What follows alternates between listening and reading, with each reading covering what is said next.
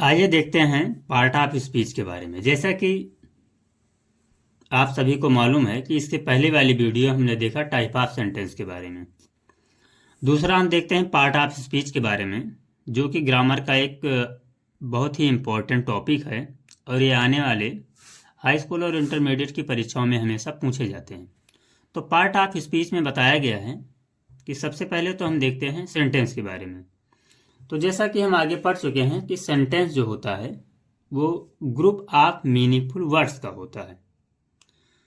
तो इसके बारे में हम देखते हैं तो शब्दों से वाक्य बनता है, यानी कि जो हम पढ़ चुके हैं कि शब्दों से वाक्य का फॉर्मेशन होता है।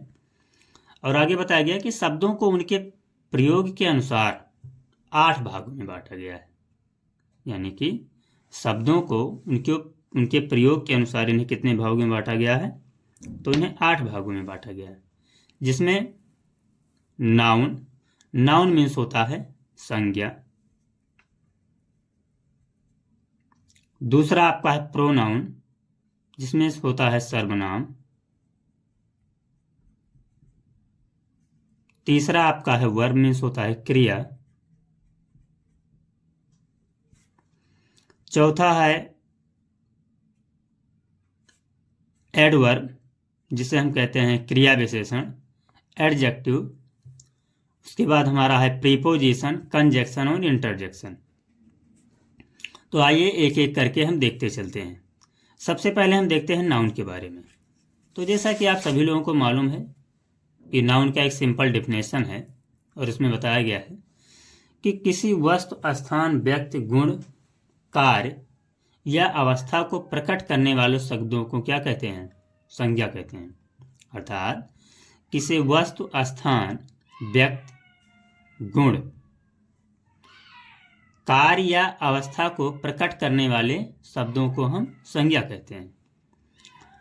अब यदि इसका इंग्लिश में डेफिनेशन देखा जाए तो इसका इंग्लिश डेफिनेशन है कि नाउन इज ए वर्ड, ये noun is a word use as the name of person, place और थिंग्स, यानी ये हमारा हो गया नाउन, जिसे हम संज्ञा कहते हैं।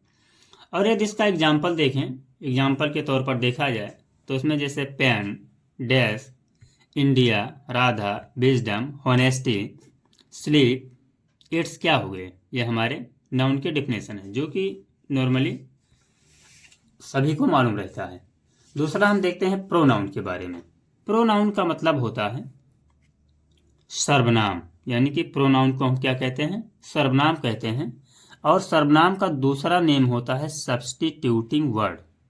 सब्स्टिट्यूटिंग वर्ड क्यों कहा गया?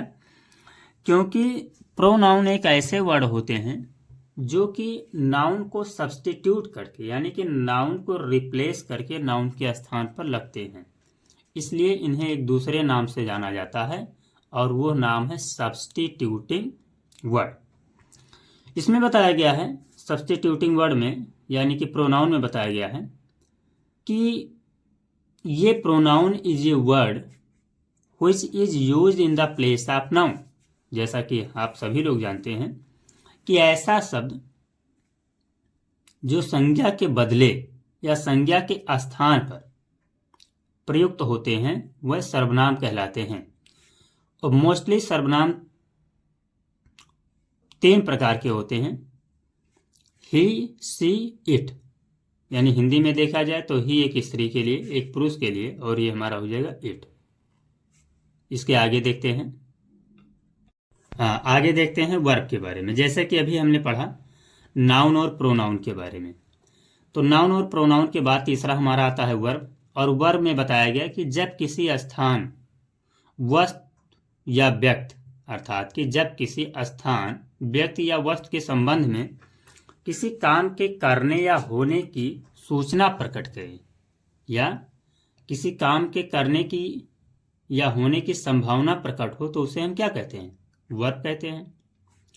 जैसे यदि इसका इंग्लिश डेफिनेशन देखा जाए तो ये verb is a word use to say something about a person, place और थिंग्स, जिसे हम कहते हैं वर्ब के नाम से। अब यदि इसमें एग्जाम्पल के बारे में देखा जाए तो वैसे इससे बहुत सारे एग्जाम्पल हैं, लेकिन इसमें हम कुछ देखते हैं। जैसे हमारा है लाफ, प्ले, रन, ये सब क्या, ये सब वर्ब के एग्जाम्पल। अब थोड़ा आगे बढ़ते हैं तो इसमें देखते हैं एडजेक्टिव, यानी कि एडजेक्टिव जो होता है उसे हम कहते हैं विशेषण। एडजेक्टिव मीन्स क्या होता है, विशेषण। तो एडजेक्टिव में बताया गया है कि विशेषण वह होते हैं जो संज्ञा या सर्वनाम की विशेषता प्रकट करते हैं, या संज्ञा या सर्वनाम की विशेषता प्रकट करने वाले या बताने वाले को विशेषण कहते हैं। यदि इसका डेफिनेशन देखा जाए तो इंग्लिश डेफिनेशन बताया गया कि an adjective is a word use to add something to the meaning of noun और pronoun is known an adjective. अब इसका एग्जाम्पल देखा जाए तो एग्जाम्पल में बताया गया कि पूनम इज ए गर्ल, यानी कि पूनम क्या है, एक लड़की है। यहाँ पर देख रहे हैं कि पूनम इज ए गर्ल, यानी कि Poonam is a beautiful girl. तो यहाँ पर बताया गया कि जो ब्यूटीफुल है ये इस गर्ल की विशेषता बताता है, यानी कि इस सेंटेंस में यह बताया गया है कि कोई लड़की है जो कि वो सुंदर है। तो यहाँ पर ब्यूटीफुल क्या हो जाएगा, एडजेक्टिव। दूसरा है इसमें कि द मैन इज जेंटल, यानी कि कोई इंसान है जो कि जेंटलमैन यानी कि आदर्श व्यक्ति है। तो यहाँ पर जेंटल हमारा हो जाएगा एडजेक्टिव। और तीसरे में बताया गया है कि काऊ इज वाइट, यानी कि वाइट कलर जो है कलर, ये काऊ की विशेषता को बतला रहा है। तो यहाँ पर काऊ हमारा हो जाएगा एडजेक्टिव, सॉरी यहाँ पर हो जाएगा वाइट हमारा एडजेक्टिव हो जाएगा। थोड़ा और आगे चलते हैं तो देखते हैं नेक्स्ट हमारा है एडवर्ब, जिसे हम मॉडिफाइंग वर्ब भी कहते हैं, जिसे हम कहते हैं क्रिया विशेषण। तो एडवर्ब में बताया गया है कि एडवर्ब वो शब्द होते हैं जो नाउन, प्रोनाउन तथा इंटरजेक्शन को छोड़ करके अन्य सभी पार्ट ऑफ स्पीच की विशेषता को प्रकट करते हैं। यानी कि एडवर्ब वह शब्द होते हैं जो नाउन, प्रोनाउन तथा इंटरजेक्शन को छोड़ करके अन्य सभी पार्ट ऑफ स्पीच की विशेषता प्रकट करते हैं। उन्हें हम क्या कहते हैं, एडवर्ब या मॉडिफाइंग वर्ब कहते हैं। यदि इसका इंग्लिश डेफिनेशन देखा जाए तो इसमें बताया गया कि an adverb is a word that modify everything except a noun, pronoun and interjection. जैसे इसमें यदि इसका बेस्ट एग्जाम्पल लिया जाए तो इसके एग्जाम्पल के बारे में बताया गया कि ही स्पीक करेक्टली। यहाँ पर करेक्टली जो है एक एडवर्ब। दूसरा है you are very good nurse, तो यहाँ पर गुड जो है एक एडवर्ब है। और नेक्स्ट हमारा है ही राइट वेरी फास्ट, तो यहाँ पर फास्ट देखा जाए तो क्या है, एक एडवर्ब है। फिर आगे देखते हैं हमारा है प्रीपोजिशन। जैसा कि अभी हमने देखा है एडवर्ब के बारे में, तो एडवर्ब के बारे में हमने पढ़ा कि दे आर मॉडिफाइंग वर्ड।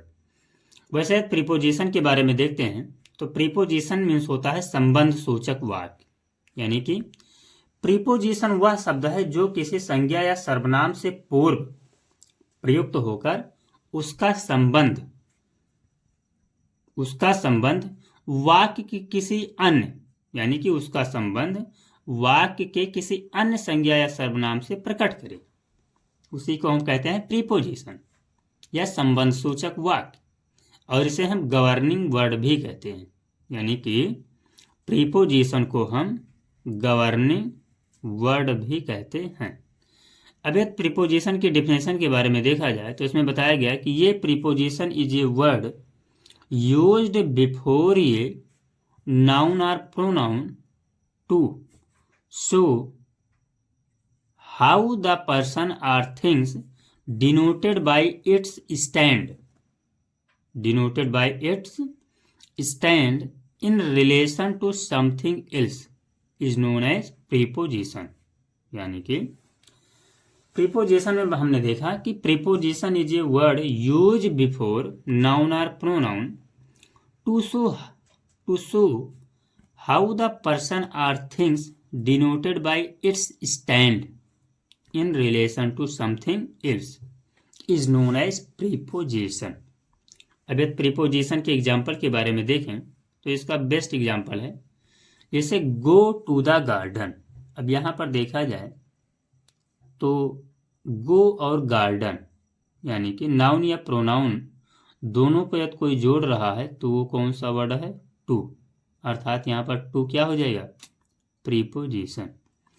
दूसरा हमारा he went into the room, यानी कि वह रूम में जा रहा है।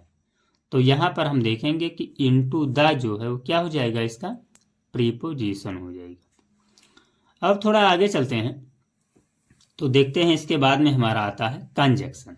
जैसा कि आप सभी लोग पिछली कक्षाओं में पढ़ चुके हैं